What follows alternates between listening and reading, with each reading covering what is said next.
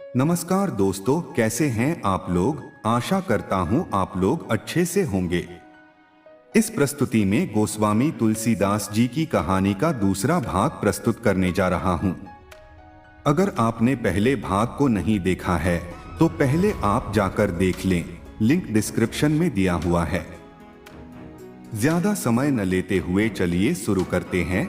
इससे पहले अगर आप हमारे चैनल पर नए हैं तो हमारा चैनल को सब्सक्राइब जरूर करें।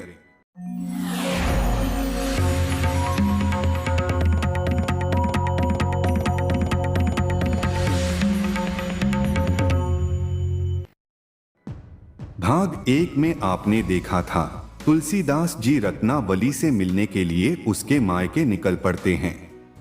रास्ते में तेज बारिश होने लगती है, परंतु फिर भी तुलसीदास नहीं रुकते। नदी किनारे पहुंचकर एक नाविक के पास पहुंचते हैं और नदी पार कराने के लिए कहते हैं। नाविक बोलता है, नदी में बाढ़ आई हुई है, इसलिए मैं नदी पार नहीं करा सकता। हताश होकर तुलसीदास नदी के किनारे किनारे चलने लगते हैं। तभी उनकी दृष्टि नदी पर तैरती हुई एक लाश पर पड़ती है। तत्पश्चात तुलसीदास उस लाश पर बैठकर नदी पार कर जाते हैं और रत्नावली के मायके पहुंचते हैं। परंतु तब तक आधी रात बीत जाती है, इसलिए कोई भी घर का दरवाजा नहीं खोलता। अंत में तुलसीदास घर के ऊपर चढ़कर जाने की कोशिश करते हैं। तभी उनको छत से एक रस्सी लटकती हुई दिखाई देती है। तत्पश्चात तुलसीदास उस रस्सी को पकड़कर कमरे में पहुंच जाते हैं, किंतु वह एक सांप को भरमवश रस्सी समझ बैठे थे। रत्नावली जब तुलसीदास को देखती है तो उसे अपने आंखों पर विश्वास नहीं होता। वह तुलसीदास से पूछती है, आपने इतनी रात को नदी पार कैसे किया। तुलसीदास बोलते हैं, तुम्हारे लिए नदी तो क्या, मैं समुद्र भी पार कर सकता हूँ। रत्नावली बोलती है, आपको जितना प्रेम मेरे इस हाड़ मांस के शरीर से है, उतना अगर श्री राम से होता तो आप संसार के बंधन से मुक्त हो गए होते। पत्नी की ये बात सुनकर तुलसीदास का अंतर्मन जाग उठता है और वे तुरंत पत्नी के कक्ष से निकलकर श्री राम का प्रसार करने निकल पड़ते हैं। तुलसीदास फिर कभी पीछे मुड़कर नहीं देखते और संसार का मोह त्याग कर प्रयागराज पहुंचते हैं। तुलसीदास प्रण लेते हैं कि वह अब बस श्री राम कथा का प्रचार और प्रसार करेंगे। वहां से वह राजापुर चले जाते हैं और वहां की लोक भाषा हिंदी में रामायण का प्रचार प्रसार करने लगते हैं। उनके शब्द इतने निराले थे कि लोग दूर दूर से उनकी बातों को सुनने के लिए आने लगते हैं। वहां के कुछ ब्राह्मण इस बात पर खुश नहीं थे, इसलिए वो लोग आवाज उठाते हैं कि रामायण पवित्र ग्रंथ है, इसलिए इसका पाठ केवल संस्कृत भाषा में होना चाहिए। तुलसीदास कहते हैं, अगर मैं उनकी अपनी भाषा में बात नहीं करूंगा तो साधारण जन श्री राम की महानता को कैसे समझेंगे। इस तरह संध्याकालीन प्रवचनों में दर्शकों की संख्या बढ़ती गई। प्रवचन सुनने वाले श्रोताओं में एक ऐसा बूढ़ा आदमी था जो सबसे पहले आता था परंतु सबसे अंत में जाता था। एक दिन जब सभी लोग जा चुके थे तब तुलसीदास उस बूढ़े आदमी से कहते हैं, प्रभु मैं आपको पहचान गया, आप कोई और नहीं राम भक्त हनुमान हैं। आप तो प्रभु के प्रिय पात्र हैं, मुझे भी प्रभु श्री राम के दर्शन कराइए। तब हनुमान जी अपने असली रूप में आकर तुलसीदास से कहते हैं, तुम चित्रकूट चले जाओ, तुम्हारी मनोकामना वहीं पूर्ण होगी।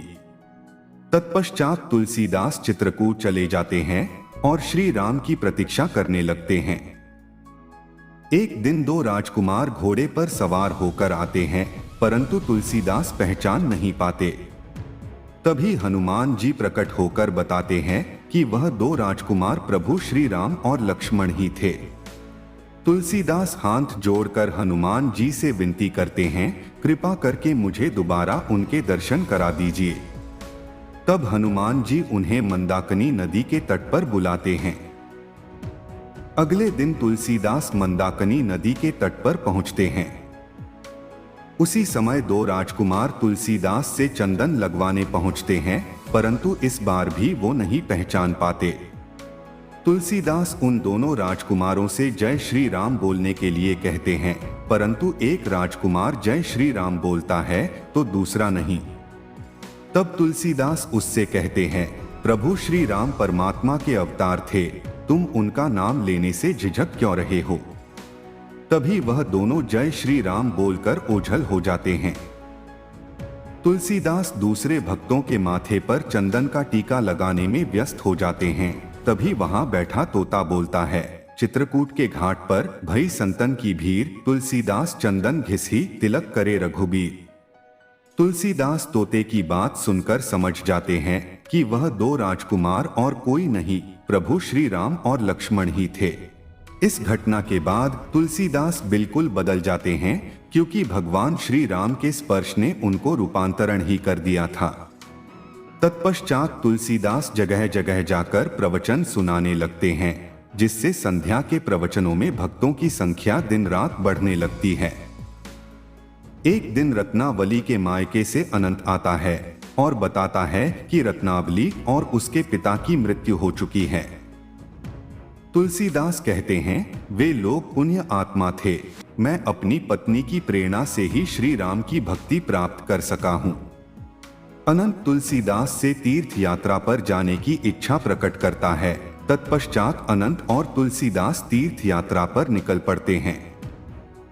वह दोनों सबसे पहले उत्तर दिशा में वृंदावन जाते हैं और भगवान श्री कृष्ण की मूर्ति देख रुक जाते हैं।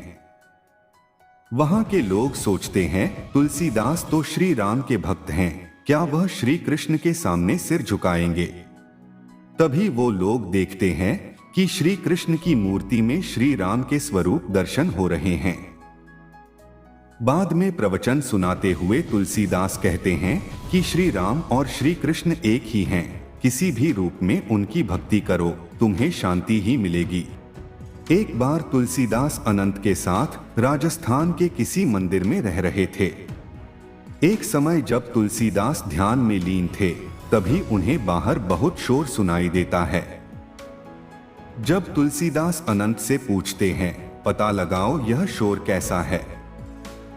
तब अनंत बताता है कि नीच जाति के कुछ भी आपका दर्शन चाहते हैं, लेकिन पुजारी उन्हें आने से रोक रहे हैं। तब तुलसीदास कहते हैं, अनंत भक्तों की कोई जाति नहीं होती, जो कोई भी प्रभु श्री राम का भक्त है वह मेरा सहोदर है।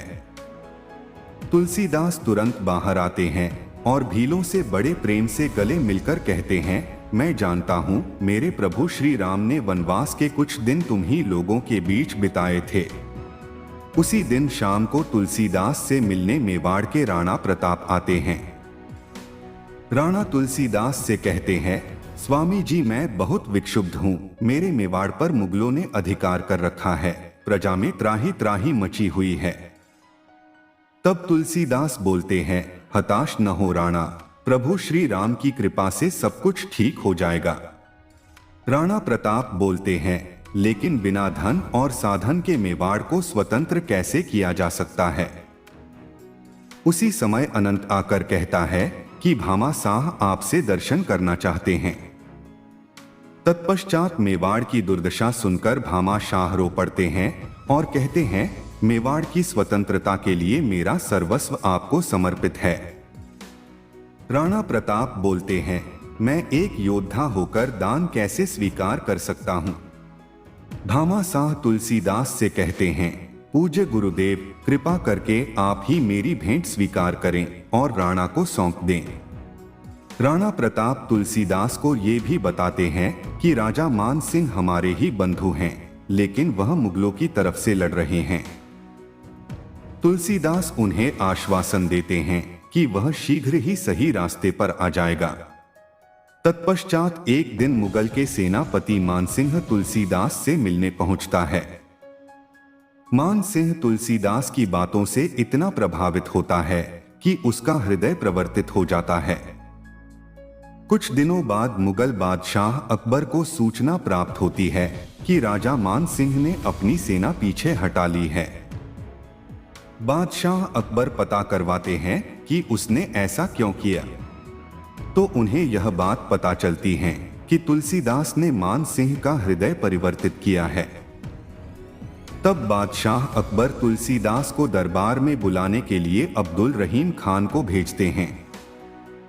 अब्दुल रहीम खान तुलसीदास से जाकर मिलता है और बादशाह की इच्छा प्रकट करता है। तुलसीदास कहते हैं, मैं तो अपने श्री राम की महिमा का गुणगान करता हूँ, राजा महाराजा के दरबार में भला मेरा क्या काम। अब्दुल रहीम खान उनसे कहता है, आप इस्लाम धर्म के विरुद्ध घृणा का प्रचार कर रहे हैं। तब तुलसीदास कहते हैं, यह सरासर झूठ है।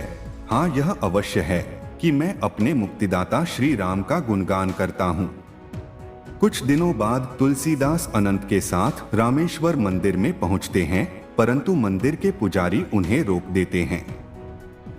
मंदिर के पुजारी तुलसीदास से कहते हैं, यह भगवान शिव का मंदिर है, क्योंकि तुम वैष्णव हो इसलिए मंदिर में नहीं जा सकते।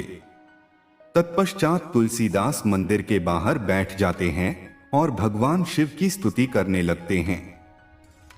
शीघ्र ही भगवान शिव दर्शन देकर कहते हैं, तुलसीदास मैं तुम पर प्रसन्न हूँ, तुम वाराणसी लौट जाओ और अपने जीवन की कामना पूरी करो।